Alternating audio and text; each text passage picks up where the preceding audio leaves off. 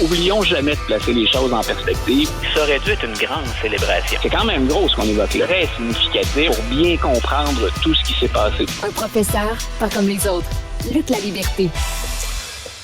On sait déjà qu'on doit redoubler de créativité quand on est un stratège politique pour créer les annonces, les publicités les plus créatives possibles, qui vont aller chercher le public. Et là, les démocrates, puis particulièrement l'équipe de Joe Biden, semblent avoir trouvé vraiment un nouveau excellent concept. Luc, je vais nous le faire écouter, puis ensuite on va pouvoir réagir ensemble. Voici l'équipe Biden qui reprend les éloges de leur adversaire, Marjorie Taylor Greene. Joe Biden had the largest public investment in social infrastructure and environmental programs that is actually finishing what FDR started, that LBJ expanded on, and Joe Biden is attempting to complete programs to address education, medical care, urban problems, rural poverty, transportation, Medicare. Là, on se comprend, Luc, si c'est aussi étonnant que ça, là, parce que pour une oreille non entraînée, ça peut sembler juste être une annonce normale, mais Marjorie Taylor Greene, c'est une des plus féroces extrêmes de tous les adversaires là, qu'ils peuvent avoir chez les républicains. Là. Alors, c'est bizarre d'entendre ça. Et chose à préciser tout de suite, ce n'est pas ce qu'on appelle un deepfake ou une modification. Là. Elle a bel et bien dit ces propos-là, pas plus tard que dimanche. Elle est dans un rassemblement conservateur et elle, ce qu'elle veut faire, bien sûr, c'est détruire un agenda qu'elle considère socialiste. Mais pour étayer cette thèse d'agenda socialiste de la part de Biden, elle y est allée de ce qu'on vient d'entendre. Et c'est pas rien. Pour l'équipe de Joe Biden, Marjorie Taylor Greene a été critiquée d'ailleurs la journée même par des conservateurs et par des républicains. On craignait que ça puisse être utilisé. Mais dans la même phrase, elle compare Joe Biden à deux présidents qui, en politique intérieure, ont fait beaucoup de choses, qui ont laissé, en politique intérieure, un bon souvenir.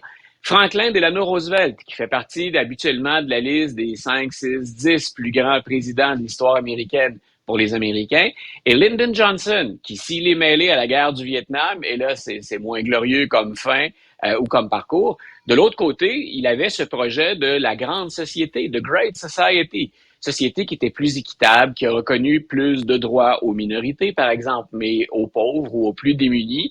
Donc, Marjorie Taylor Greene elle-même dit Joe Biden, là, c'est Franklin Delano Roosevelt, c'est Lyndon Johnson. Il continue ce que ces gars-là ont fait. Donc, c'est toujours un peu troublant parce que ça ouvre la porte à toutes sortes d'autres récupérations. Là. Quand on a partagé ça tous les deux ce matin, je pense que je t'ai répondu, ça sera pas banal comme campagne. Ça risque d'être distrayant si on mélange les deepfakes avec ces montages qu'on a réalisés. Mais j'ai trouvé effectivement que c'est habile. On verra comment les républicains vont répondre à ça. Marjorie Taylor Greene, d'ailleurs, a gazouillé tout de suite après qu'on a mis ça. Elle est revenue dire, écoute, Joe, sois honnête, voici ce que j'ai vraiment dit. Puis là, bien sûr, elle a fait jouer l'entièreté de son discours, plutôt que ces seuls extraits retenus par l'équipe de Joe Biden. Mais ça valait le coup. Entendre Marjorie Taylor Greene, qui semble faire l'apologie, c'est presque une hagiographie de Joe Biden. Écoute, j'ai sincèrement souri en voyant, en écoutant ça. Oui, puis ça démontre à quel point encore l'espèce de paranoïa des fois aux États-Unis, là, comme quoi là, tout ce qui est socialiste, communiste ou un peu à gauche, mais c'est le mal absolu. Là, l'entendre faire des éloges comme ça, pour n'importe qui, ce serait ce qui est décrit, c'est parfait. Quel génie d'administration qu'est M. Biden. Puis pour elle, ces phrases-là, les a bel et bien dites, là, c'était pour représenter quelque chose de négatif. C'est étrange quand même, des fois, les clivages qu'on voit. Là, c'est étrange, puis... Mais écoute, Alexandre, on a beaucoup parlé de l'étiquette woke qu'on met partout. Ça existe pour vrai. Le phénomène existe et le phénomène est parfois détestable. Mais on en a, je pense, abusé. Communisme et socialiste, ce sont deux étiquettes plus vieilles encore que les républicains continuent à utiliser. Donc, je répète, au plan historique, avec du recul, on dit, écoutez, Johnson en politique intérieure et FDR, deux présidents qui ont fait beaucoup pour la population américaine. Elle tente de démoniser Biden avec ça, mais en l'associant à deux personnages qui ont laissé un bon goût, finalement, aux Américains. Donc, intéressant, effectivement, puis plein de paradoxes, comme peut l'être la politique américaine. Oui. Là, allons-y aux choses sérieuses directement, Luc. On le sait qu'il y a des enquêtes qui se rapprochent de M. Trump constamment, déjà mis en accusation dans plusieurs dossiers. Mais là, Donald Trump a fait exactement ce qu'il a fait dans d'autres cas. Il a comme annoncé d'avance qu'il allait être inculpé pour peut-être un peu amortir le coup, ou du moins s'emparer un peu, si on veut, de la nouvelle avant qu'elle sorte ailleurs. Mais là, cette fois-ci, c'est pour l'enquête sur l'insurrection du Capitole du 6 janvier 2021. Voilà, donc impossible au moment où on se parle tous les deux, de valider ce que M. Trump a fait, mais quand il a fait des annonces comme celle-là, ça s'est avéré. C'est-à-dire qu'on a eu ensuite le dépôt d'accusation. Mais donc, il faut attendre, il faut se garder une gêne pour dire il va être accusé. Et l'autre chose, bien sûr, qui est beaucoup plus floue, c'est de quoi va-t-on l'accuser? Et ça va être intéressant parce que l'enquête, ça fait longtemps qu'elle est en cours. Puis comme c'est le cas parce que c'est un ancien président et parce que c'est un candidat, parce qu'aussi on parle d'une attaque à la démocratie américaine, c'est ce qui s'est déroulé le 6 janvier, on a été très, très prudent. Donc, ça a été particulièrement long comme parcours, mais en même temps, il y a toutes sortes de choses qui ont circulé. Et moi, c'est ça que j'ai hâte de voir, ce qu'on a retenu, ce qui a été rejeté, prouvé, puis ce qu'on a gardé. Là-dedans, il y a des choses qu'on a vues et entendues, tout le monde. Donc, il était là, près du Capitole, il était sur le National Mall, puis il a incité ses partisans à marcher. Il a appelé Mike Pence à renverser le résultat. Ses partisans criaient « Pendons Mike Pence, hein, hang Mike Pence ». Tout le monde a pu se dire, à tout le moins, ce qu'il pouvait pas les faire un appel au calme. Ça n'a pas duré trop longtemps avant qu'il intervienne, parce qu'il était intervenu, mais très tard, après avoir subi des pressions de son entourage. Mais il y a plus que ça. Moi, je pense que si ce n'est que pour avoir dit à ses partisans de marcher sur le Capitole, écoute, c'est rare que je te dise ça, je pense que je serais d'accord avec Ron DeSantis qui a dit « ça mérite pas d'être accusé juste pour ça. Hein, c'est de la rhétorique, c'est peut-être de l'enflure verbale. Est-ce qu'on va attaquer un ancien président là-dessus? » Moi, ce que j'ai hâte de voir, c'est on est allé chercher quoi? Parce qu'on a entendu parler de toutes sortes de choses. Il y a des gens des Proud Boys qui ont été condamnés. Il y a des gens des Oath Keepers qui ont été condamnés. Il y a des membres de l'entourage de Trump qui ont été en contact avec ces gens-là. Donc, est-ce qu'on va avoir plus que ce qu'on a tous vu et entendu, ce qui semble flagrant? Donc, moi, j'ai hâte de voir ça. Autre chose que j'ai hâte de voir, c'est bien sûr le jeu politique ou la récupération politique. M. Trump, tu l'avais dit, il veut prendre le contrôle finalement de cette nouvelle-là. Il veut être le premier à réagir. Puis en même temps, aller chercher de l'argent supplémentaire. Avec Trump, c'est la clé. Follow the money. Suivez l'argent continuellement. S'il y a une scène à faire, M. Trump va être au rendez-vous. Donc, il y a ça. Mais de l'autre côté, c'est intéressant de voir comment les candidats républicains, à tout le moins pour l'investiture 2024, comment ils nuancent leur discours maintenant. Alors qu'avant, ils étaient tous derrière Trump et que c'est les démocrates qu'on blâmait pour avoir politisé le système. Si on recule de 24 heures, on rétropédale, puis on réécoute Ron DeSantis, Nikki Haley, Mike Pence, Asa Hutchinson et d'autres candidats, ils disent pas encore que Trump, c'est un mauvais gars, mais on ouvre une porte à, par exemple, Mike Pence qui dit si quelqu'un faisait tout ce qu'on reproche à Trump, il mériterait pas d'être président. Donc, il dit pas votez pas pour Trump. Il dit pas Trump est dans l'erreur partout. Mais il dit si ça c'est vrai, on ne devrait pas laisser ce gars-là être président. M. DeSantis hier a été encore là ménageant la chèvre et le chou parce qu'on veut pas ruiner la base partisane de Trump qui est chère aux républicains. Mais il a dit il aurait pu en faire plus, M. Trump, le 6 janvier. Mais en même temps, il dit ça n'empêche pas qu'on a politisé le système puis qu'accuser un ancien président, c'est dangereux.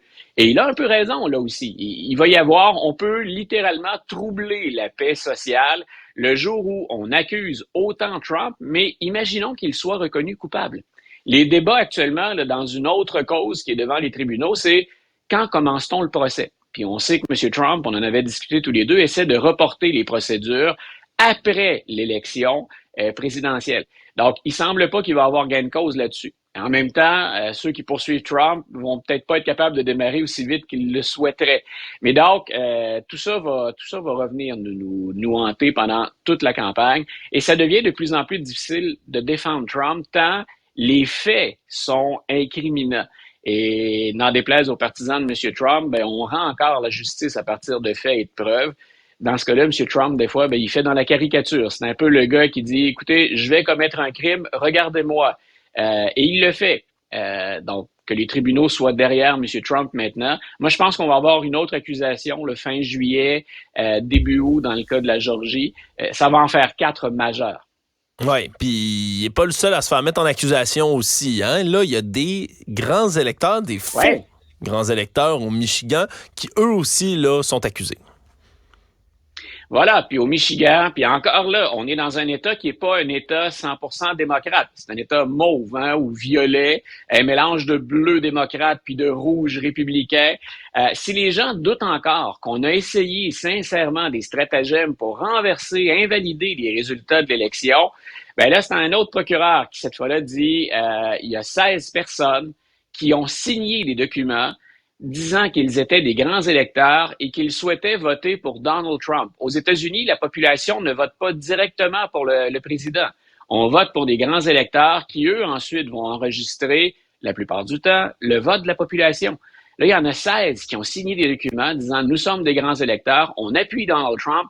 Et c'est ce qu'on voulait envoyer à Mike Pence le 6 janvier 2021 pour l'empêcher de certifier les résultats en faveur de M. Biden. On aurait changé le nombre de grands électeurs en faveur de Donald Trump. Écoute, c'est énorme. Et c'est plutôt drôle d'entendre la défense de ces grands électeurs jusqu'à maintenant parce qu'ils ont dit « Ah, c'est illégal de faire ça. » Écoute, allons lire, là, c'est leur défense ce matin. Ils ont dit « Avoir su que c'était illégal, on n'aurait jamais fait ça. Ah. » Et il y a des journalistes d'enquête qui se sont mis sur le dossier, qui ont trouvé que ces 16 grands électeurs étaient tous liés à des gens importants dans la machine républicaine au Michigan. Quand je dis que ce sont des cas de caricature, là, c'est grossier. C'est le gars qui regarde la caméra vidéo avant de défoncer la porte chez vous pour aller voler. Il veut s'assurer qu'on le repère comme il faut, puis ensuite il défonce la porte avant de repartir avec ta télé. C'est exactement ça qu'on voit au Michigan actuellement. Donc, c'était suave de les entendre aujourd'hui dire « On a signé ça, mais écoute, vraiment, c'est illégal? » Donc, on en est là. Et c'est là souvent où je répète, si on ne dénonce pas ça, si on ne poursuit pas ça, ben on ouvre la porte à toutes les exagérations puis à toutes les controverses possibles pour discréditer la démocratie américaine. C'est de la caricature ce qu'on a vu en 2020-2021. Et ben il semble que la justice fonctionne encore. On est capable de poursuivre ces gens-là. Oui, puis heureusement, comme tu le dis, parce que ça donnerait pas un très beau cas de figure si on pouvait pas faire ça. Écoute, Luc, en terminant rapidement, là, parce qu'on on en a parlé un tout petit peu hier, mais ça vient, finalement, ça vient me faire sourire, peut-être sourire jaune.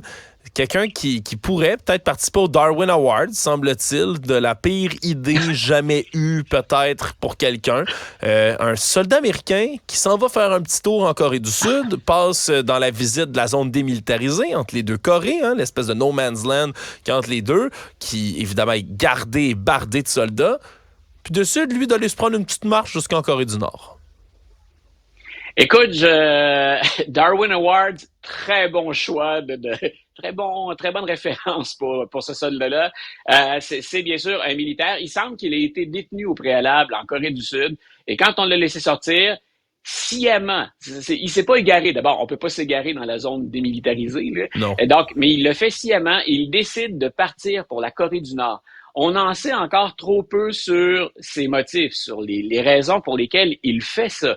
Mais c'est d'une bêtise extraordinaire. Si on se souvient, bien sûr, de tout le conflit entre la Corée du Nord et la Corée du Sud, des positions américaines maintenant à l'égard de la Corée du Nord, on n'a pas de dialogue. On n'a à peu près pas de lien diplomatique avec la Corée du Nord. En supposant que ce soldat-là veuille revenir aux États-Unis, que va-t-on offrir du côté d'Anthony Blinken, le responsable de la diplomatie américaine avec le président Joe Biden? Que vont-ils offrir? Quel genre de porte peut-on ouvrir face à Kim Jong-un, dont on voit d'ailleurs ou dont on entend la sœur de plus en plus souvent, c'est peut-être elle qui va venir s'exprimer sur le sujet. Il vient en tout cas, ce militaire-là, de placer son pays dans l'embarras.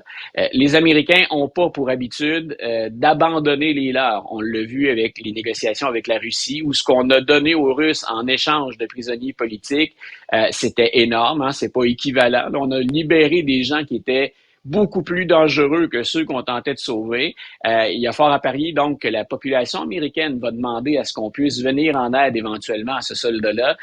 Mais donc, il vient de plonger son pays dans un maelstrom diplomatique assez impressionnant. Et moi, j'ai toujours hâte de voir, j'ai pas vu de déclaration officielle encore, mais j'ai hâte de voir ce que le secrétaire d'État va dire dans ce dossier-là. Donc, avoir à négocier, entre guillemets, avec la Corée du Nord, à part Donald Trump, qui a préservé ses lettres d'amour de la part de Kim Jong-un, je pense pas que M. Biden et Kim partagent la même affection ou le même sentiment que le couple Trump-Kim Jong-un avait. Ouais, ce soldat-là est chanceux qu'il y ait ce sentiment, justement, là, de ne laissons personne derrière, parce que... Voilà. Moi, je peux te dire que si... Honnêtement, j'aurais pas très envie d'aller chercher quelqu'un qui s'est lancé lui-même dans la gueule du loup comme ça, puis d'être obligé de faire des pieds et des mains. Là. On comprend que pour les échanges de prisonniers avec les Russes, là, par exemple, la joueuse de basketball professionnelle, là, Mme Brittany Griner, je pense, de son nom. Elle, Griner, c'était comme semi-volontaire. Là, on s'entend, on se comprend. Elle avait encore... s'est fait prendre avec de la drogue dans ses bagages et tout. Disons que là, c'est plus flou. Mais là, marcher dans zone démilitarisée... Disons que ça laisse peu de place à l'interprétation, Luc, dans ce cas-ci. Monsieur Blinken est toujours d'une grande politesse, d'un grand raffinement, mais je suis certain qu'en prenant son café ce matin, il a échappé quelques jurons bien sentis. Donc, on s'en reparle peut-être demain? Absolument, Luc. Merci beaucoup. Bye, bonne journée.